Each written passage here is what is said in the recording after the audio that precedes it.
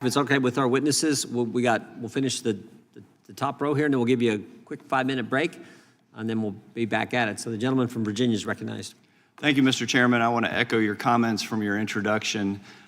What a difference several years makes. And while the censorship-industrial complex is on the run, it is not gone. And to that, I just say, thank God for Donald Trump. Thank God for Elon Musk. Thank God for Doge, because we're uncovering that just where the tax dollars are going to fund the censorship-industrial complex. Mr. Schellenberger, the UN finances initiatives related to misinformation management or supports government funding and third-party development of censorship tools and technologies, correct? Yes. And you're aware that U.S. taxpayer dollars have been used by the UN to develop and implement an AI-assisted fact-checking tool to label speech as misinformation, disinformation, and malinformation, toxic or hate speech, correct? Yes, sir, very disturbing. In fact, in 2021, the U.S. gave the UN Development Program $190 million in taxpayer dollars, and I-Verify, what they've developed, has been tested in 5 countries: Kenya, Honduras, Liberia, Sierra Leone, and Zambia. And it's intended to expand to more countries. Does that concern you? Extremely. The UN has also partnered with other players in the censorship industrial complex, including CrowdTangle, a Facebook meta-connected fact-checking tool. Meeden got $250,000 from the National Science Foundation for identifying and countering misinformation on closed messaging platforms.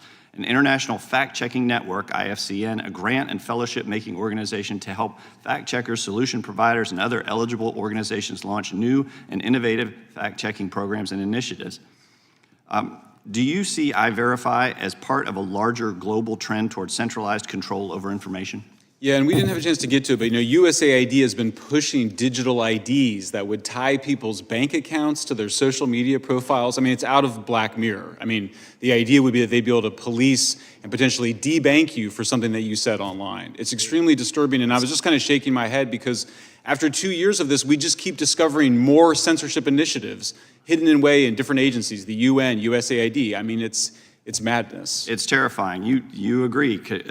Programs like E-Verify and the one I-Verify, the one you just mentioned as well, could be weaponized by authoritarian governments to silence dissent.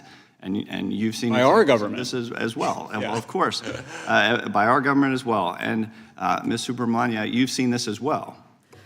Absolutely. I've seen the weaponization of government to go after innocent people in my own country, in Canada. The truckers' protest of 2022 was a great example of that, where people who protested, they were debanked. So if you were a grandmother somewhere donating $50 to the protest, you were frozen out of the financial system. And it has a chilling effect to the point that people are now afraid of having their voices heard. They're afraid to express themselves because the consequences of expressing yourself freely in a country like Canada, a G7 country, people are afraid to speak out. And I've only seen this in authoritarian countries that I've lived in. And that is something that should concern us all. And it's happening here. And it's up to us to lead. Absolutely. And do you think that the Biden-Harris administration's hostility toward free speech contributed to the increased attacks on free speech we were seeing abroad, including pressure by foreign governments against American companies to censor lawful speech? Absolutely. I'm glad you asked that question, Representative Cline.